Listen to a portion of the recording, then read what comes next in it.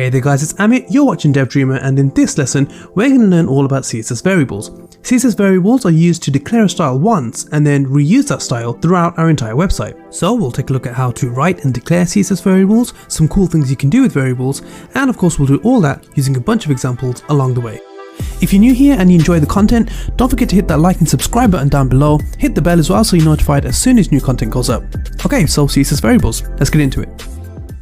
Okay, so let's take a look at a quick visual example, and this is going to really help you to see the power of CSS variables and why you want to be using them. Okay, so on the right then we've got this menu, and I particularly recommend the soup of the day, and over here we've got the styling for that menu.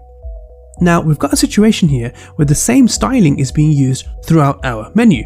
So for example, the logo is colored blue, each food item is colored blue, and the pricing is also in blue. So let's say we wanted to rebrand, we wanted to change the color to red. So we can go through and change the logo color to red, each menu item to red, and finally the pricing to red. And now as you can see, our menu is now red. Now of course this is just an example. In a real life project, your CSS could span, over 1,000 lines, and so doing something like this could take literally forever. So this is where CSS variables come in. So let's go back to our normal blue menu. Okay, so everything's now blue. And now let's rewrite this code so that we're using CSS variables instead. Okay, so take a look at this guys. We've now got this strange syntax here, and this is basically how you declare a variable. So we're declaring it on something called root. Okay, so we say colon root, and then we say hyphen hyphen main color blue. And obviously when we look at the code, we'll look at this in a bit more detail. But essentially, if we go through the code, we can see that the logo, the menu items, and the pricing are all using that same variable. So this up here is declaring the variable, and every variable begins with a hyphen hyphen. You can call it whatever you want. This is the value of the variable. And then whenever we want to use that variable through our project, we simply say the property, whatever we want to change, and then var, which is variable for short, and then in brackets here, we simply use the name of our variable. And now if we wanted to change the coloring again, all we need to do is simply change it once over here where the variable is declared. So we can change it to red by simply changing our variable value to red. And as you can see, our elements are now red, and all we did was make one change on our variable. And of course we can do the same if we wanted to change it to green or orange. So as you can see, CSS variables are really powerful because once you've declared a variable and it's being used throughout your site, all you need to do is make the change in the variable, and that style is pulled throughout your project.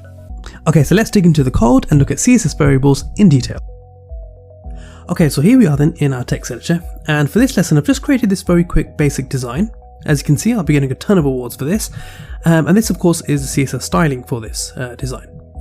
So just like we had in our menu example, this website here uses multiple instances of the same CSS style. So for example, this top section here has this blue gradient, and if you scroll down, these three boxes here also are using that same blue gradient.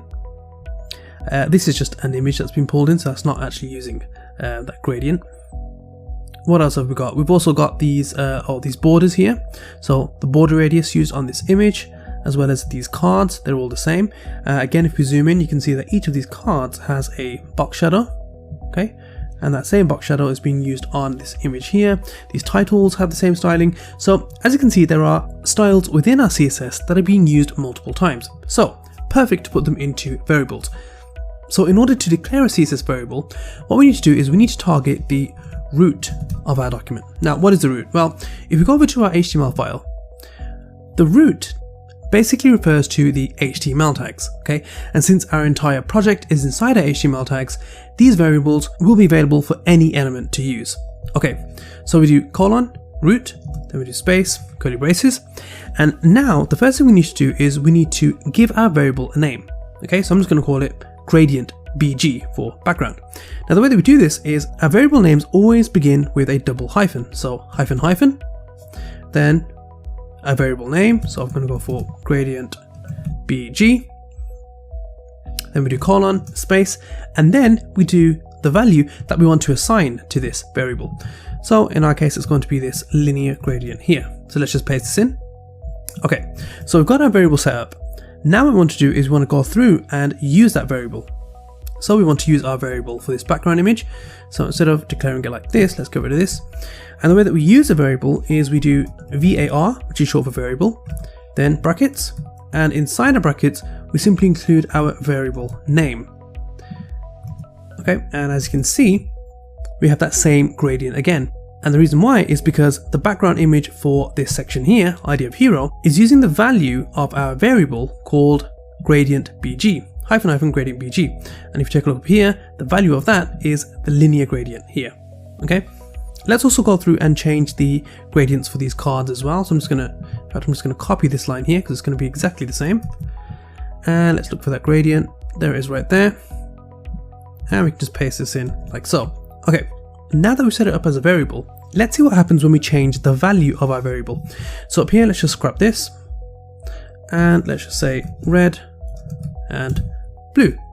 And as you can see, because both of those elements are using our CSS variable, when we change the value of that variable, it's being pulled through onto any element that's using it. So in our case, it's this top section and the 3 cards down here. Okay, so let's go ahead and set this back to our blue gradient. Let's now add some more variables. So the next one I'm going to add is font. So this entire design here basically uses the same font. So let's go ahead and include that as a variable as well. So I'm going to call this main font. So remember, we have a double hyphen. We always need that double hyphen to declare a variable name, then colon, and then our value. In this case, it's going to be Arial sans serif. And let's go ahead and use that variable throughout our CSS. Okay, so with the magic of editing, we've actually gone through and added all those in as well. As you can see, it was used quite a lot throughout our CSS. Let's add some more variables. The next one we're going to add is going to be a box shadow. So once again, the double hyphen for our variable name, I'm going to call this box shadow, and then the value of our box shadow.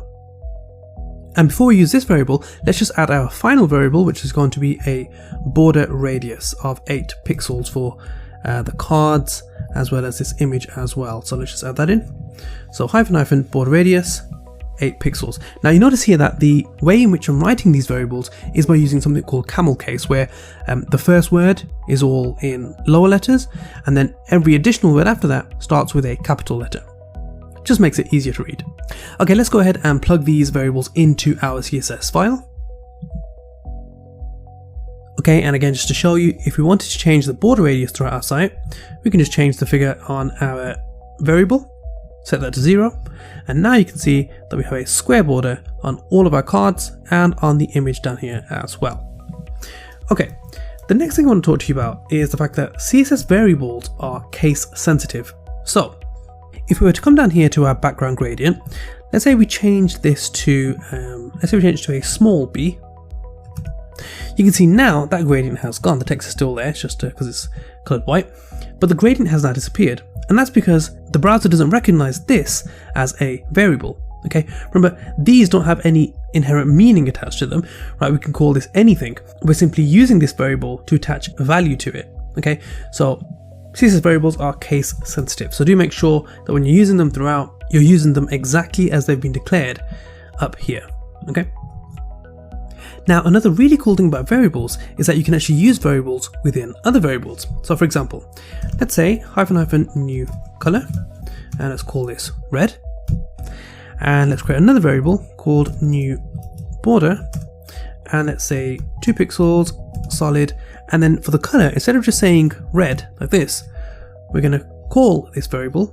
Again, we do var for variable, and inside that, let's just paste our variable name of new color.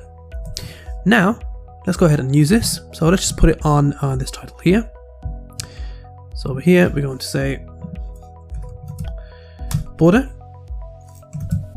variable, and the one that we're looking for is this new border variable here. Perfect. And as you can see now, we get that 2 pixel solid red border, and for the color we're actually using a variable that we've declared. Now, variables can also be set in line in our HTML. So let's go over to here, and let's select, let's just select this first title over here. So on this H2 here, we can say style,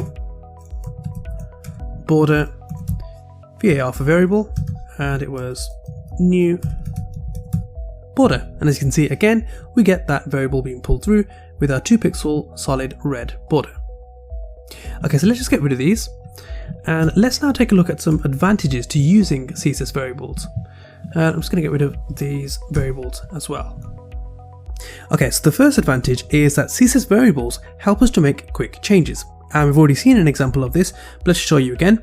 Let's say we wanted to change these gradients that are being used. We can simply change them like so.